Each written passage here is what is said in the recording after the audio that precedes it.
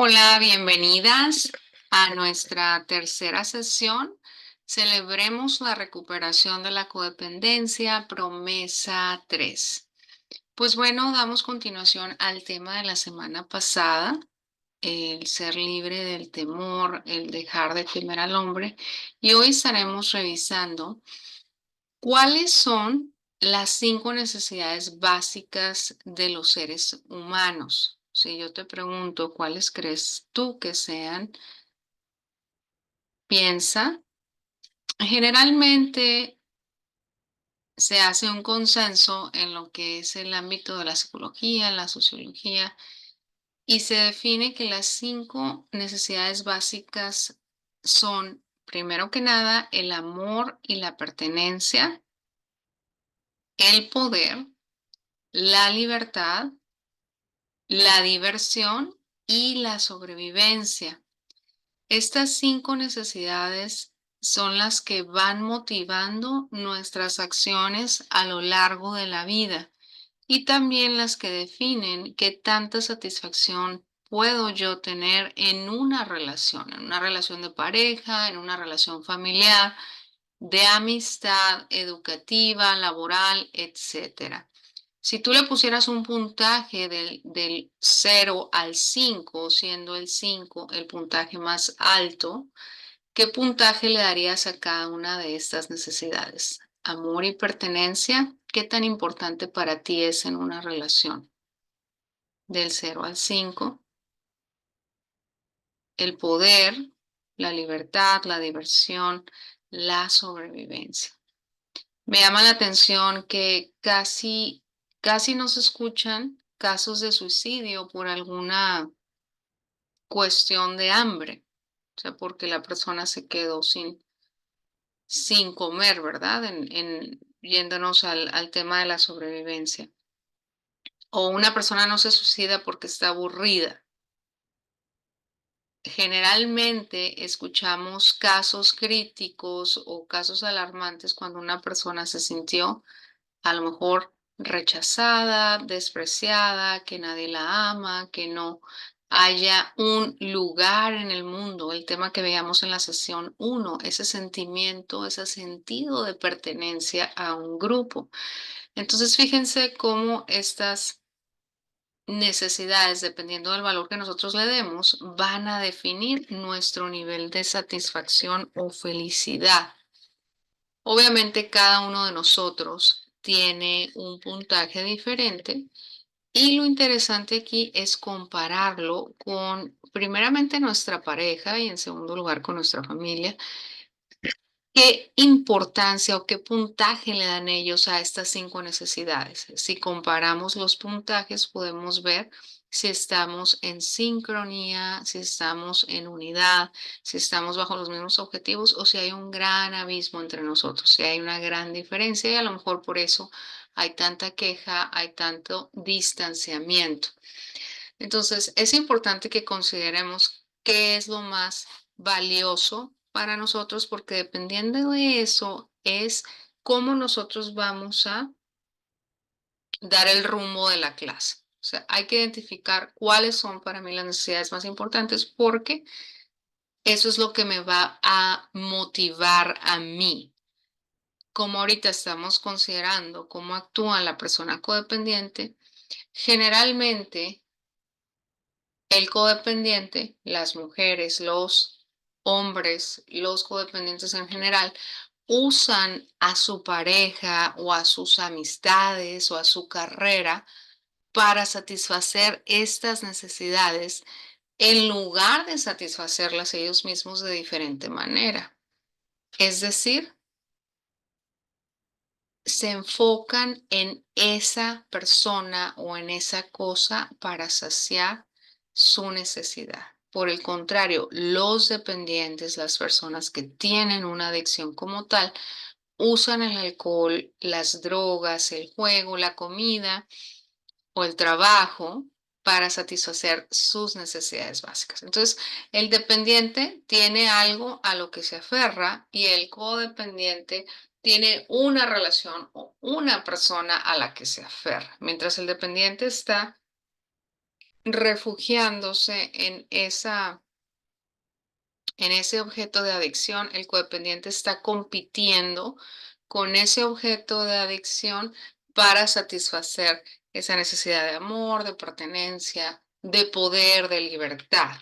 Entonces, ¿qué pasa? Que cuando la mujer no logra satisfacer esas necesidades, porque obviamente un dependiente no se las va a poder dar o llenar, pues siente perder terreno, siente que está perdiendo el control. Entonces, ¿qué hace? Da más. En lugar de ubicarse en la realidad, se esfuerza más, controla más, considera que por el ejercicio de su voluntad, ella va a poder recuperar lo que está habiendo perdido, ¿no? Y generalmente tiende a refugiarse en alguna compulsión. Todos hemos escuchado el link o el hilar la compulsión con la ansiedad. Claro, existe una ansiedad porque hay una necesidad de satisfacer una necesidad básica. El problema es cuando no se identifica qué necesidad. Por eso les hice la pregunta al principio de la clase. Entonces, ¿cómo se define una compulsión? De acuerdo al diccionario, es una inclinación, una pasión vehemente y contumaz por algo o por alguien, como ya lo decíamos, ya sea en el pensamiento o en el comportamiento. ¿Qué significa vehemente? Fuerte. ¿Qué significa contumaz? Que soy tenaz en mantener un error. Es decir, tengo una inclinación, tengo una pasión que es fuerte y a la vez es errónea. ¿Por qué? Porque no está supliendo la necesidad de una manera genuina, solamente la está parchando, por así decir, está rellenando, pero no está satisfaciendo. Las compulsiones en una mujer codependiente se manifiestan tanto en nuestra mente como en nuestras acciones. Vamos a ver ejemplos de pensamientos compulsivos. ¿Qué es a qué recurrimos cuando sentimos perder terreno? Pues al mismo patrón de baja autoestima, de temor, que sabemos que es característico de una persona codependiente, y empezamos a traer a nuestra mente ideas o pensamientos que dicen, ah, pues no vale la pena, ¿para qué sigo luchando? No vale la pena, no vale la pena, ¿qué estoy haciendo aquí? Y se repite, ¿no? ¿Hasta cuándo? ¿Hasta cuándo va a suceder esto? ¿Hasta cuándo me va a hacer caso? ¿Hasta cuándo me va a valorar? No me valora. No, es que no me valora, o sea, ¿por qué? ¿Por qué, Señor, no me valora? Y días, ¿no? Días atoradas, estancadas en ese pensamiento compulsivo. No ven lo que hago, o sea, a lo mejor en el trabajo, ¿no? Si mi codependencia es en el trabajo o con mi jefe. No me valoran, no ven lo que yo hago, no soy feliz con esta vida, no soy feliz con lo que tengo, no soy feliz en donde vivo o no me genera ningún tipo de alegría el estar con esta persona, no me da nada, ¿no? Entonces se convierte en un constante comparar y llegamos a pensar, ¿por qué a ellos Dios los bendice y a mí no? Y empezamos con esa baja autoestima manifestándose en una inclinación hacia la envidia. A ella la protegen y atienden y a mí no. Él está con otra. Nada me sale bien. Entonces, cuando viene esa inseguridad, pues vienen los pensamientos de autocompasión, ¿no? El mentado self-pity que le llaman. Ay, pobrecita de mí. ¿Por qué me sucedió esto a mí? ¿Por qué tenía que ser yo? ¿O por qué Dios? Por qué me hiciste esto, no? Etcétera. Entonces, es aquí donde nos encajonamos, nos aprisionamos en este patrón de pensamiento destructivo, que en lugar de ayudarnos a salir y satisfacer esas necesidades de manera creativa nos mantienen oprimidas. Ahora, eso es en nuestra mente, pero ya pensamientos compulsivos, perdón, comportamientos compulsivos pueden ser otros, como ir de compras. O sea, hay veces que la mujer se refugia en comprar porque dice que si tiene esto, que si se pone aquello, se va a ver más bonita, va a ser más atractiva, va a llamar la atención de aquel hombre a quien quiere conquistar. O compra para sentir que tiene, que puede, que está al nivel de alguien más, si la tendencia ha sido compararse con otro, ¿no? Otro comportamiento compulsivo es la limpieza. O sea que todo tiene que estar limpio. No puedo ser feliz si la casa no está limpia. O no puedo ser feliz si no terminé las actividades de limpieza. O sea, una compulsión por hacerlo a costa de la paz de la casa o de la paz de la familia, ¿no? Decíamos en Escuela para Padres, ¿quieres una casa feliz o una casa limpia? Era así el título de la clase, ¿no? Y así es, a veces ponemos eh, la limpieza en primer lugar antes que la paz. Otro comportamiento compulsivo puede ser comer excesivamente cosas dulces, hacer ejercicio, una obsesión por el cuerpo, el cuerpo, el cuerpo. Trabajar, quiero más, más horas, más trabajo, más proyectos. Tener sexo, o sea, ofrecer sexo al cónyuge a fin de recibir atención, o sea, es como una compulsión. Y sobre todo más cuando tenemos muchos constantes e intensos sentimientos de inseguridad en cuanto al amor de la pareja. Es muy común que la mujer codependiente ofrezca sexo a cambio de un genuino amor, pero de igual manera es solo algo compulsivo. Por otra parte está el extremo, el enojarse. Puede ser una constante eh, como mina, ¿no? O sea, como un campo minado. No puedo decir, no puede nadie decir nada porque inmediatamente me altero, inmediatamente reacciono. Siempre pienso que están en mi contra. Entonces, ¿qué sucede? Que yo tengo una actitud defensiva y cualquier cosa me enoja, me irrita. Otro comportamiento compulsivo es pelearse, buscar la manera de tener la razón, buscar la manera de dar órdenes, estar en constante conflicto, ¿no? Rastreo por sentirse celosa. A ver, ¿dónde está la ubicación? Enséñame el celular, enséñame esto. Es una inseguridad que me lleva a comportarme de manera compulsiva con aquella persona que creo que es la que me va a dar la seguridad cuando no es así.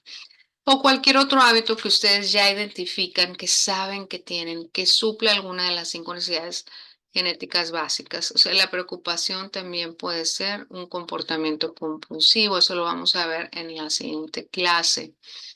Entonces, estas actividades, estos hábitos tienden a parchar nuestros sentimientos y los practicamos a fin de huir de ellos, por no enfrentar la realidad, por no enfrentar esa sensación a lo mejor de soledad, de sentirnos inadecuadas, de sentir que no somos suficientes.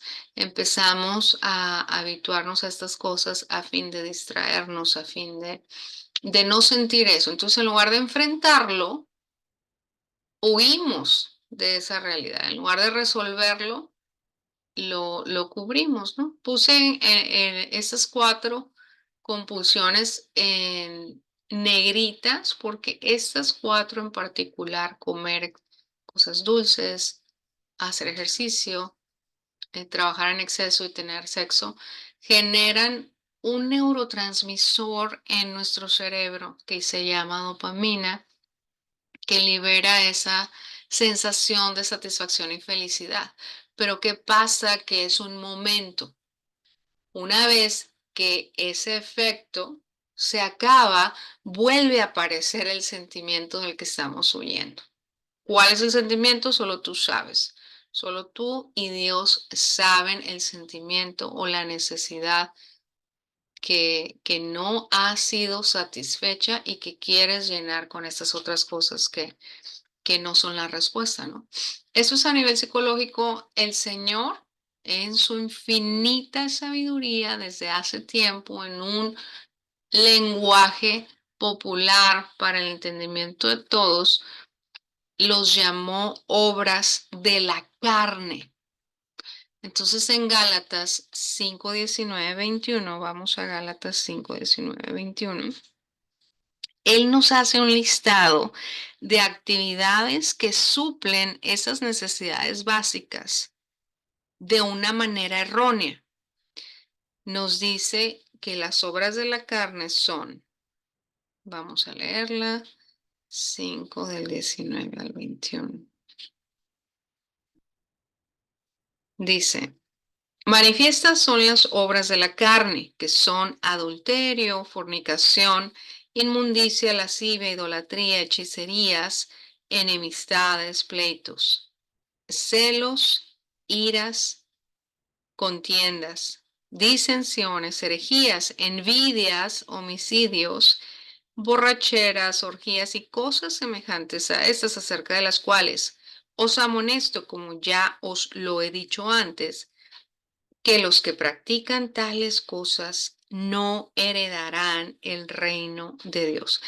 Si nosotros analizamos estos versículos en grupo, podemos ver que todas esas obras o hábitos descritos en el versículo 19 satisfacen la necesidad de amor, la necesidad de pertenencia, o sea, el adulterio. ¿Qué es lo que busca una persona adúltera en su amante? Por decir, bueno, unos pueden decir, oh, se quiere divertir, quiere diversidad, pero otros pueden decir, busca amor, busca pertenencia. O sea, busco lo que no tengo en casa, ¿no? Fornicación, pues de la misma manera, ¿qué es lo que hace el contacto físico? Pues nos hace vulnerables, abre la puerta a la intimidad. El tener sexo no es intimidad, la intimidad es cuando hay una genuina comunicación de las dos personas, ¿verdad? El coito, el contacto físico, no significa de una manera literal un sinónimo a intimidad, a tener intimidad. Inmundicia, pues eso es cuando ya toda esta parte de la sexualidad, la lascivia, se hace eh, de una manera que excede, ¿no? Que excede a los deseos naturales del ser humano. La lascivia también se puede referir a un deseo descontrolado de otra cosa, no necesariamente relacionado al sexo, al dinero, a las posesiones, o sea, lascivia, o sea, quiere, es como en inglés greed, ¿no? Es avaricia, por así decirlo. En el versículo 20 vemos obras de la carne relacionadas a satisfacer la necesidad de poder, la necesidad de sentirse importante, o sea, la idolatría, la enemistad, el pleito, el celo, la ira. ¿Qué es lo que voy a obtener si yo gano un pleito? Pues poder, que me reconozcan, que tuve la razón, que yo mando, o que yo domino, ¿verdad? Si tengo celos, o sea, estoy peleando por algo que creo que es mío. El peleo, o sea, la lucha de poder. Las iras, las contiendas, o sea, me enojo. ¿Y qué obtengo al enojar? ¿Me hacen caso mis hijos cuando me enojo? Ajá, pues entonces es una obra de la carne que satisface mi necesidad de poder.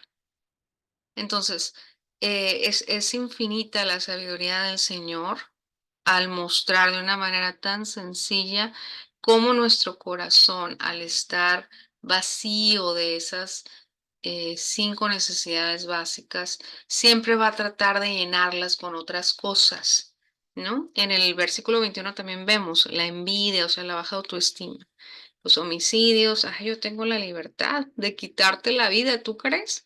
O sea, en mi deseo está perdonarte o darte la vida. Fíjense la posición en la que nos ponemos al extender la muerte a alguien, las borracheras, las orgías, cosas semejantes a estas, o sea, cosas que exceden a los límites moralmente aceptables, por supuesto, a los límites divinos.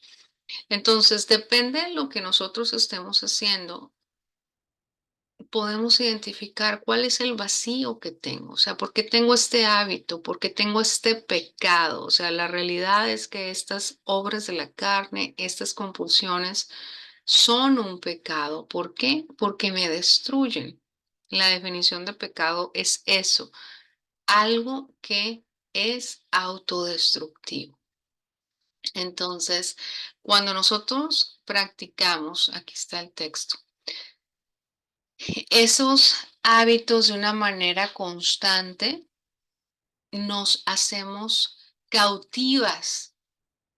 Por eso dice aquí la cautividad en la codependencia. Permanecemos en esa cautividad, aprisionadas a un patrón de pensamiento o un patrón de comportamiento que nos restringe, que nos limita, que nos impide disfrutar de nuestras relaciones, de la vida, de todo lo que tenemos y nos da una falsa fe. Al nosotros practicar estas cosas creyendo que nos va a dar satisfacción, felicidad, paz, estamos practicando una falsa esperanza y nos hacemos cautivas de eso porque pensamos que el repetir esas cosas mejorará nuestra condición. O sea, depositamos nuestra fe en esa persona, en que él me va a hacer feliz, en que tener este puesto en esta compañía me va a hacer feliz, o que nos ayudarán a evitar que perdamos el control, ¿no? O sea, nos dan una falsa esperanza cuando no es así. Ni la fe ni la esperanza pueden provenir de una compulsión, menos de un pecado. Entonces, ese es el centro de la cautividad, refugiarnos, acudir, confiar en lo que no es Dios para satisfacer algo humano, o sea, para satisfacer nuestras necesidades básicas y repetir tanto estos pensamientos como estos comportamientos sin una alternativa sana. Es ahí donde nosotros estamos abriendo esa puerta, esa prisión, y ahí nos quedamos. Entonces, cuando nosotros nos quedamos ahí, estamos permitiendo, no es del otro, no es el empleador, no es mi pareja, no es mi hijo, mi mamá, mi papá, mis maestros, o sea, no es mis amigos, no es nadie más que yo permitiéndome ser cautiva de ese engaño. Cautiva de ese engaño. Vamos a ver cómo ese engaño lo dice la palabra en el Salmo 31:6. Es revelador cómo David ya lo había identificado. Es lo que le digo, es lo que les digo, la sabiduría de Dios no tiene límites. La psicología es como una manera de explicar cosas que Dios ya dijo desde hace mucho tiempo, de una manera muy sencilla. Dice, mas yo, dice, aborrezco, más bien, aborrezco a los que esperan en vanidades ilusorias. Mas yo en Jehová he esperado, me gozaré y alegraré en tu misericordia. O sea, una vanidad ilusoria. ¿Por qué es una vanidad ilusoria? Porque es una ilusión que yo puedo tener, pero es vanidad, ¿sí? Una compulsión, un hábito, un pensamiento, un hábito destructivo, pues es una vanidad que va a desaparecer, es algo que no permanece. como dice la palabra, es vano, o sea, algo hueco, que no tiene sustancia, dice el diccionario, como define la palabra vanidad. Vamos a Jonás 2:8. A ver, ¿dónde está Jonás después del libro de Abdías? 2:8.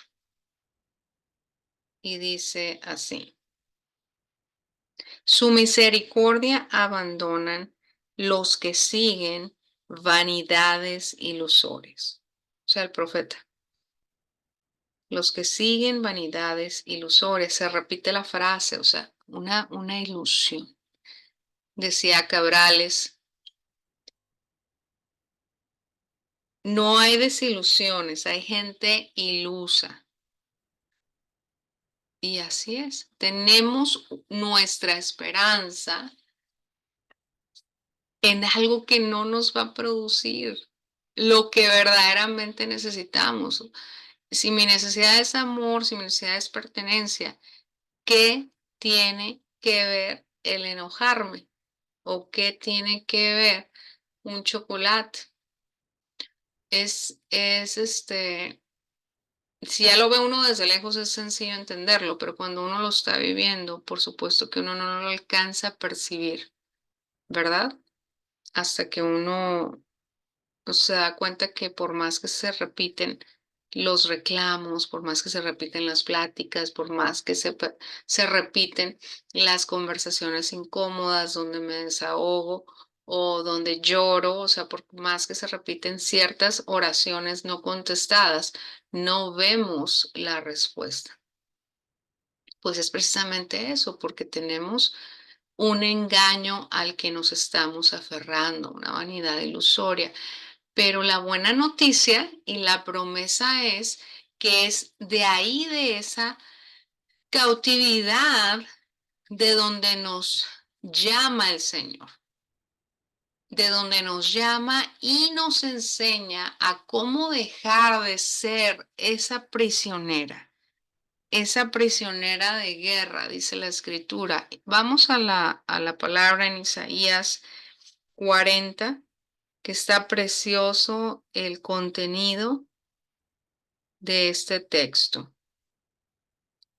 El profeta tiene una conversación profunda con el Señor y él le dice, pues habla el corazón de Jerusalén, no hables a su mente, habla a su corazón, habla a su alma, a lo más profundo de su ser y dile, consolaos, consolaos, pueblo mío, dice vuestro Dios. O sea, el Señor nos asegura que Él es nuestro. Si tu necesidad básica es de amor y pertenencia, tú le perteneces a Dios y Él te pertenece a ti. Y eso es un gran motivo de celebración. Y sus palabras iniciales son, consolaos, consolaos, pueblo mío. Y le dice al profeta, decirle a voces que su tiempo es ya cumplido, o sea, grítale que su tiempo es ya cumplido, que su pecado es perdonado, que doble ha recibido de la mano de Jehová por todos sus pecados. ¿Cuál es el pecado del pueblo o el pecado de nosotras? Pues haber dejado de confiar en Él y confiar en esas vanidades ilusorias. Ese es el pecado, el que depositamos nuestra fe, nuestra esperanza en aquellas cosas, en aquellas personas, en aquellas relaciones, en aquellos logros o reconocimientos que no sacian, ¿sí? Que pueden estar ahí, pero que no hacen ninguna diferencia en la condición de nuestro corazón. Ese es el pecado. Pero Él les dice, ya es cumplido, o sea, ya, es perdonado tu pecado. Doble ha recibido de la mano de Jehová por todos tus pecados. Mujer, ya sufriste, o sea, ya fue demasiado, ya pasaste por mucho, ya toleraste, ya, ¿no? Ya termina, suelta, deja ir. libérate. Y el número 3 dice, voz que clama en el desierto, preparad camino a Jehová, enderezad calzada en la soledad a nuestro Dios. Todo valle sea enderezado, alzado, y bájese todo monte y collado, y lo torcido se enderece, y lo áspero se allane. ¿Qué sucede? El deseo del Señor es liberarnos como mujeres, ¿verdad? Es claro, consolarnos, decir que Él ha perdonado nuestros pecados, que ya paremos de sufrir, que ya hemos pagado el doble por ese error, por haber confiado en las vanidades. Pero hay algo que tenemos que hacer. El Señor le da la instrucción al profeta de decirle, grítale al pueblo que haga lo siguiente, y vamos a poner atención a los verbos que hay aquí. Prepara, prepara camino a Jehová. Prepara. Endereza calzada en la soledad. ¿Quién está en la soledad? Pues nosotras. ¿Quién está en el desierto? Dice voz del que clama en el desierto, nosotras. Entonces, prepara tu corazón, prepara ese camino, endereza la calzada. O sea, todo valle sea alzado. Todo valle, ¿qué quiere decir? Que lo que está abajo, o sea, si tu compulsión es sobre la baja autoestima, sobre lo que no tienes, sobre lo que perdiste, sobre lo que pasó, sobre lo que murió, o sea, ya levántalo, ya ponlo al nivel. El Señor te valora. Si esa persona no te valora, no te cuida, no te protege, no le interesas, al Señor sí, eres importante para Él, ya ubícate. Y si por otro lado, porque también puede ser un complejo de superioridad y te crees muy controladora y manda más, y aquí la que tiene la razón soy yo, y yo soy la mamá de los pollitos, porque yo te tengo que decir lo que tienes que hacer. O sea, si estás en el monte, pues bájate, bájate, sé humilde. O sea, por eso la palabra dice, preparad camino, enderezad la calzada. Y lo más revelador, lo torcido se enderece. O sea, lo torcido se enderece. Enderezar, ¿qué significa enderezar? Corregir su posición. Entonces el Señor te está diciendo, yo te quiero liberar, o sea, a mí no me gusta verte así, ya fue suficiente, ya basta, pero tú tienes que hacerlo. Tú tienes que hacer cosas que no has hecho, salir de la comodidad, cambiar de mentalidad, romper con esos hábitos. Tú tienes que humillarte y valorarte. O sea, fíjense lo que está diciendo el Señor a su pueblo. Y lo áspero se allane, o sea, las actitudes duras, ásperas, o sea, se allane. ¿Cuál es la promesa si nosotras hacemos esto? En el versículo 5. Y se manifestará la gloria de Jehová, y toda carne juntamente la verá, porque la boca de Jehová ha hablado. O sea, eso es palabra de Dios. Y sabemos que Él no es hombre para mentir, ni hijo de hombre para arrepentirse. Si nosotros reconocemos el pecado, ¿no? Que es en el versículo 2. Si en nuestro corazón reconocemos que hemos depositado nuestra fe en lo que no es Dios y venimos a Él y hacemos estos cambios de corazón, o sea, preparamos, enderezamos, nos humillamos, o sea, bajamos el monte, el valle se alza, nos, nos fortalecemos en Él y corregimos nuestras creencias, o sea, las creencias torcidas que hemos tenido hasta hoy. Entonces, la gloria del Señor se va a manifestar. No cabe duda porque Él lo promete. Es un trabajo en equipo. Él lo quiere. La pregunta es que si tú lo quieres, ¿qué estás dispuesta a hacer para ver la gloria de Jehová en tu vida? Para romper con esa codependencia, para dejar de estar esperando que alguien te rescate, que el príncipe azul llegue a rescatarte, ¿no? O que le des un beso a la bestia y se convierte en ese príncipe amado. O sea, es ahí donde uno dice, ya basta. He depositado mi confianza en lo que no es, ahora quiero hacerlo. Y aquí tenemos otras escrituras que ya en el tiempo en el que esta promesa se cumple, se va explicando a más detalle cada una de esas escrituras. Vamos a leerlas rápidamente. Dice el versículo 6 para terminar esta porción, dice, voz que decía da voces. Y yo respondí, bueno, ¿qué tengo que decir a voces? O sea, el profeta le dice, ¿qué quieres que grite? Pues que toda carne es hierba y toda su gloria como flor del campo. Fíjate nada más, aquella persona a la que tú le tienes miedo, a la que tienes temor, a lo mejor de comunicarle tu sentir, a la que tienes temor de negociarle, etcétera, dice el Señor que esa carne es hierba y que su gloria o su fortaleza, que a lo mejor tú ves ahorita como un gran gigante, es como una flor del campo. Y la hierba se seca y la flor se marchita. O sea, nadie es más grande que el Señor, porque el viento de Jehová sopló en ella. O sea, el Señor te está dando una perspectiva de, mira quién soy yo, que con solo el aliento de mi boca puedo destruir eso a lo que tú le temes.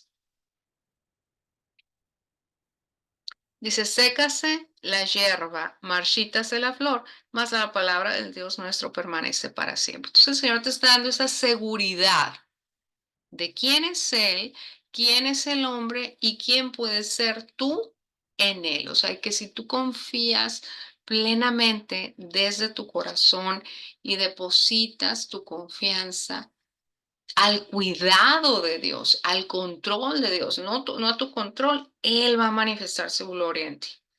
Entonces, las otras partes donde vemos el cumplimiento de esta promesa, como ven aquí, es Mateo 3, y ahí ya vemos que esa persona a quien se le dice clama es Juan el Bautista. Dice, en aquellos días vino Juan el Bautista predicando en el desierto de Judea diciendo, arrepentíos. O sea, ¿cuál era la misión de Juan? Traer el llamado al arrepentimiento. Y ahí es donde dice, porque el reino de los cielos se ha acercado, pues este es aquel de quien habló el profeta Isaías cuando dijo, voz del que clama en el desierto, preparad el camino del Señor, enderezad sus sendas. ¿A dónde va a caminar el Señor? A lo profundo de nuestro corazón. Entonces,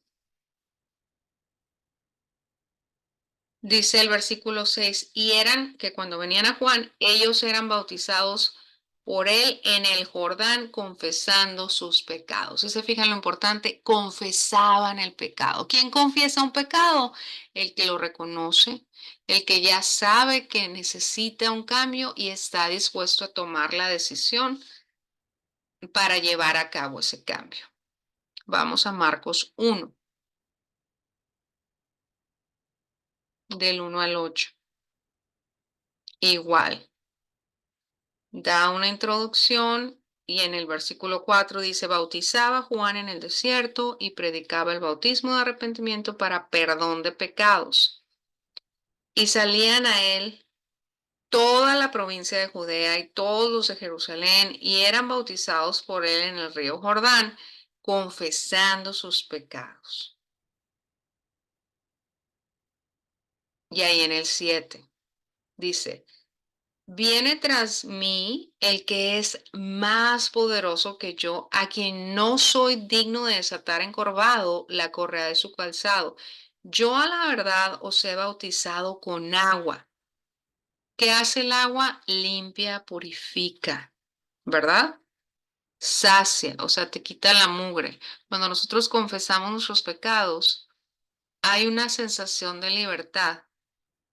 Claro, porque lo confesamos, lo decimos. O sea, nos sentimos tristes, sentimos esa tristeza de corazón, compungidos de corazón, nos arrepentimos, lo confesamos y el solo hecho de confesarlo nos limpia, pero no lo es todo. O sea, no basta quedarnos ahí con que, ya sé que estoy mal, Claudia, ya sé que estoy mal, no sé cómo salir de ahí. No, cuando Isaías en ese capítulo 40 dijo, y se manifestará la gloria de Jehová, aquí el escritor lo está explicando. Yo a la verdad os he bautizado con agua, pero Él os bautizará con Espíritu Santo. Esa es la gloria de Jehová. O sea, se manifestará la gloria de Jehová. Cuando nosotros tenemos esa disposición para que el Señor obre en nosotros, su gloria se va a manifestar en nuestras vidas a través de su Espíritu Santo. Y eso es grandioso porque es ese poder sobrenatural. Ya no está en nuestras fuerzas. Podemos vencer esos patrones, esa negatividad, ese sentido de soledad, esa depresión o esa ansiedad, porque el Espíritu Santo obra en nosotros. Vamos a Lucas 3 del 1 al 6. Aquí una vez más da otra introducción un poquito en cuanto a la historia actual, quiénes eran los gobernantes, etcétera, pero se repite. El Jordán en el 3, predicando el bautismo del arrepentimiento para perdón de pecados, como está escrito en el libro de las palabras del profeta Isaías, que dice, y se repite, ¿no?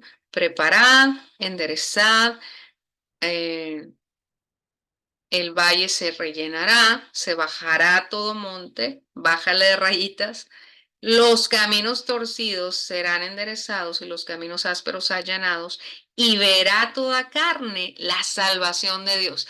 Aquí agrega otra descripción, la salvación, la salvación, la salvación de la vida que tenemos y de la vida futura, ¿no? Del lago de fuego.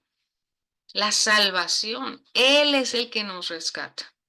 Él es el que vela por nuestras almas, o sea, el que viene, el que nos busca y el que nos ayuda a permanecer en esa libertad. Vamos a leer por último Juan 1 del 6 al 9. Estamos leyendo la misma, mm, el mismo pasaje, el mismo momento histórico desde la perspectiva de cada uno de los escritores. Juan 1 del 6 al 9. Dice, hubo un hombre enviado de Dios, por supuesto, el cual se llamaba Juan. Este vino por testimonio, para que diese testimonio de la luz que ilumina nuestras tinieblas, ¿verdad?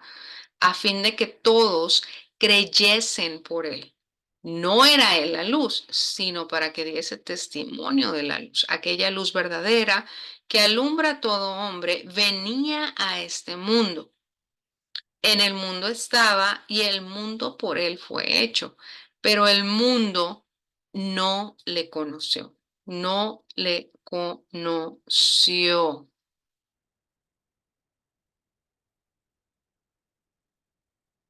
Entonces el Señor viene a iluminar, pero la gente prefirió las tinieblas, ¿no? Los que sí le recibieron, creyeron en su nombre, enderezaron sus creencias, enderezaron esas sendas para poder ser hechos hijos de Dios. O sea, lo único que se necesita es creer. Volvemos.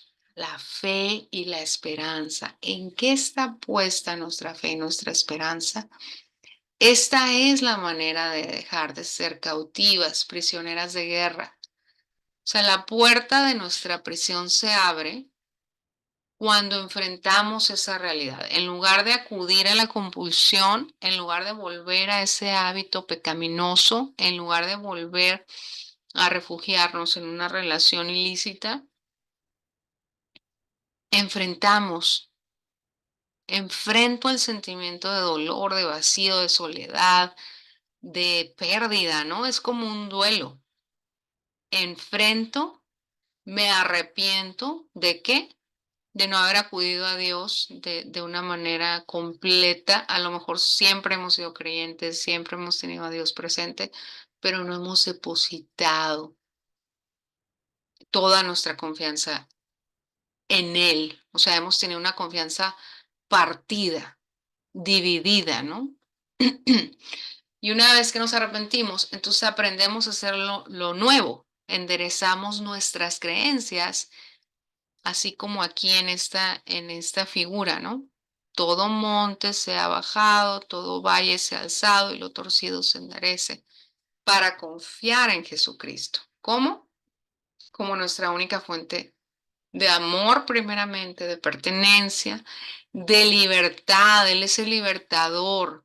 El Señor es nuestro libertador, quien nos ciñe de poder, quien nos da gozo y provisión. O sea, que son las 5 necesidades básicas: amor, amor y pertenencia, libertad, poder, diversión o gozo y provisión. Entonces, esta es la manera de salir de esa cautividad.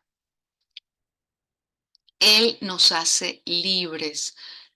Y él lo declaró en Lucas 4:18, que también es la repetición de un texto bíblico anterior, donde dice: el Espíritu del Señor está sobre mí por cuanto me ha ungido para dar buenas nuevas a los pobres. Me ha enviado a sanar a los quebrantados de corazón, a pregonar libertad a los cautivos, vista a los ciegos, a poner en libertad a los oprimidos. Y es muy curioso porque el significado griego de la palabra libertad en este texto significa perdonar. O sea, he venido a publicar perdón a los cautivos. ¿Y qué significa cautivo? Prisionero de guerra. Entonces imagínense, el Señor viene y dice: pero bueno, ¿cómo? O sea, ¿cómo si es prisionero? ¿Por qué lo va a perdonar? Y el perdón le va a dar libertad, porque va a cambiar el objeto de su confianza, como ya lo decíamos. ¿Cuál es la prisión en la que una persona, una mujer codependiente está? En poner su fe y esperanza en otra cosa, en el engaño. Entonces el Señor sabe que tenemos esa cautividad y Él quiere venir a liberarnos de ese error de pensamiento, de esa fe falsa, de esa falsa esperanza. Por otra parte, en el otro enunciado, donde dice a poner en libertad a los oprimidos, Él dice traer perdón a los triturados, a los rotos, a los destrozados. Oprimidos en griego tiene este significado: perturbados, ¿no? A lo mejor no estamos en esa prisión, pero sí hay un destrozo, hay un dolor, hay una incapacidad de estar íntegros, ¿no? ¿Por qué? Por haber puesto nuestra fe y nuestra esperanza en la vanidad. Entonces, esa intención tiene el Señor en tu vida, en mi vida, en cualquier persona que crea en Él. Él dice que Él vino para todo aquel que cree, ¿sí? Lo único que hay que hacer es confiar en Él. Y esa es la promesa. O sea, que Él nos enseña una nueva libertad. A lo mejor es algo que nunca aprendimos porque crecimos en un lugar donde pues todos eran cautivos, ¿no? Unos alcohólicos, otros drogadictos, otros abusadores o pederastras, eh, etcétera, ¿no? Matones, no sé, lo que se les antoje. Todos somos pecadores. Y mientras no lo hagamos consciente, mientras no aprendamos una nueva manera de vivir, la vamos a repetir. Estamos condicionados a repetirla por el solo hecho de vivir en familia. Entonces quisiera terminar con esta porción de la escritura donde el Señor habla claramente de este tema, del tema del que estamos hablando hoy, de esta promesa. En esta reunión, Jesús dijo a los judíos que habían creído en él: si ustedes permanecieran en mi palabra, serán verdaderamente mis discípulos. Si ustedes permanecen en las creencias que yo les estoy enseñando, me van a seguir de verdad y conocerán la verdad y la verdad los hará libre. O sea, ellos les respondieron así como que, pues, ¿de qué estás hablando, no? Linaje de Abraham somos y jamás hemos sido esclavos de nadie. ¿Cómo dices tú seréis libres? Y fíjense lo que contesta Jesús. De cierto os digo, que todo aquel que hace pecado, esclavo es del pecado. Si se han preguntado, es que ¿por qué lo hago si yo sé que está mal? Pues porque hay una esclavitud, una cautividad, porque no has aprendido una nueva forma de actuar. Y es ahí donde el Señor está contestando. El esclavo no queda en la casa para siempre, el hijo sí queda para siempre. Así que si el hijo os libertare, o sea, si yo os libertare, dice Jesús, ¿no? Él es el hijo, seréis verdaderamente libres. ¿Por qué? Porque la gloria de Jehová se manifestará. O sea, es decir, su espíritu nos llenará de poder para permanecer en sus enseñanzas, en sus creencias y así conocer una nueva libertad.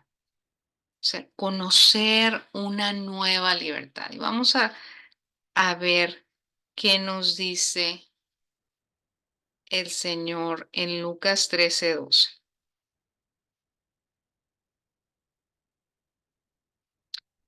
Jesús tuvo un encuentro con una mujer, la vio, la llamó y le dijo, mujer, eres libre. Eres libre. Sabemos de que la codependencia es una enfermedad, ¿verdad? El Señor dice, mujer, eres libre de tu enfermedad. Y eso mismo nos dice a nosotras hoy. Somos libres. ¿Lo creemos? Claro que lo creemos. Lo creemos porque Él lo dice. Y su palabra es fiel, su palabra es verdadera, su palabra es digna de creer. Segunda de Corintios 3:17 dice que el Señor es el Espíritu y donde está el Espíritu del Señor, allí hay libertad. Entonces, cuando nosotros creemos en el Señor, Él viene y mora en nuestro corazón y Él nos empieza a dar a conocer esa nueva libertad para que la vivamos y se manifieste en nuestra forma de vivir. Ya hablamos de toda la explicación que hay en Gálatas sobre este tema. Dice Gálatas 5:1, estén pues firmes en la libertad con que Cristo nos hizo libres. Ya ven que eso dijo él en Juan 8, ¿no? Y no estéis otra vez sujetos al yugo de esclavitud. O sea, el llamado es súper claro, no hay duda, o sea, no hay sombra de variación. Si nos brincamos al 13, dice, porque ustedes a libertad fueron llamados, así que no usen la libertad como ocasión para la carne, o sea, para regresar a esos hábitos, sino actúa por amor. Servíos por amor los unos a los otros.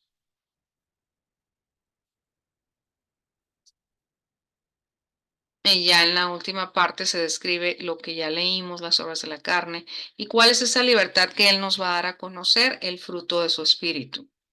Es un fruto, amor, gozo, paz, paciencia, benignidad, bondad, fe, mansedumbre, una fe real, templanza. Dice, contra tales cosas no hay ley. O sea, ¿qué quiere decir? Que cuando vivimos bajo esas características de personalidad, somos libres. No hay nada que nos juzgue. Absolutamente, porque nuestra motivación va a ser muy distinta a las motivaciones que tenemos ahora. Amén. Y pues, por último, Santiago 2:12 dice,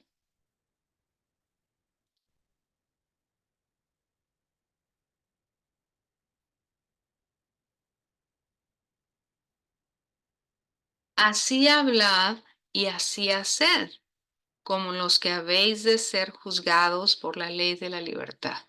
¿Cuál es la ley de la libertad? La que acabamos de leer en Gálatas 5:25-26. La ley del Espíritu.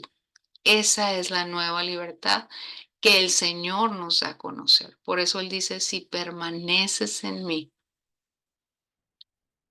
vas a conocer la verdad y ella misma te hará libre. Te hará libre para amar, para estar con los demás. Y ahí es donde se manifestará la gloria de Jehová. Pues terminamos por hoy. Vamos a cerrar con una oración. Señor, gracias, Rey, por tu llamado, por tus palabras de amor, de pertenencia, de cuidado, de protección. Tú nos hablas, Señor, de una manera especial, conociendo nuestras necesidades. Tú que nos creaste desde el vientre de nuestra madre, tú sabes lo que necesitamos, lo que carecemos, y también sabes que todo eso no lo puedes dar. Perdona toda incredulidad, perdona toda falsa fe, Señor, toda falsa esperanza. Ayúdanos a enderezar nuestras creencias, ayúdanos a ser humildes, ayúdanos a amarnos a nosotras mismas para poder amar a los demás, para poder amarte a ti. Señor, te necesitamos tu intervención en nuestras vidas, Señor, para sentir amor, para sentir poder, poder sano, genuino, divino, para poder sentir esa libertad, ese gozo que solo tú puedes dar y tener esa provisión estable que solo puede provenir de ti, Señor.